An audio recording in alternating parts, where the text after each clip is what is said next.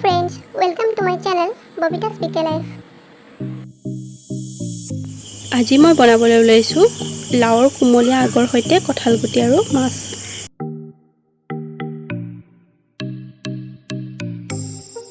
আমাক লাগিব মাছ, লাওৰ কুমলীয়া আগ, লগতে কঁঠাল গুটি, পিয়াজ এটা, জলকীয়া আৰু অকণমান জিৰা। এয়া মই পিয়াজ আৰু জলকীয়া বটি লৈছো। কেৰাহীত তেল গৰম হ'বলৈ দি কাটি লোৱা পিয়াজ কেইডোখৰমান দি দিছোঁ। তাতে কঁঠাল গুটি দিছোঁ। কঁঠাল গুটিখিনি অলপ সময় লৰাই থাকি তাত মই লাওৰ কুমলীয়া কাটি থোৱা আগখিনি দি দিম। ইয়াত মই দিম সোৱাদ অনুসৰি নিমখ, হালধি। এতিয়া অলপ সময় লৰাই থাকি ঢাকোনখন লগাই মই অলপ সময় সিজিবলৈ দিম। এইখিনি অলপ সময় সিজিব দিয়াৰ পাছত ইয়াত বটি থোৱা মছলাখিনি মই ইয়াত দি দিছোঁ।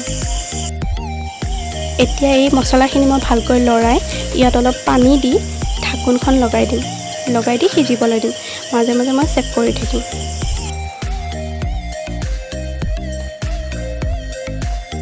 এতিয়া আমাৰ এই আঞ্জাখিনি প্ৰায় উতলিছেই। এতিয়া ইয়াত ভজা মাছকে ইয়াত দি দিছোঁ। দিয়াৰ পাছত অলপ সময় ঢাকোনখন লগাই ৰাখি তাৰপাছত নমাই দিম। আমাৰ এই মাছৰ আঞ্জা ৰেডি হৈ গ'ল।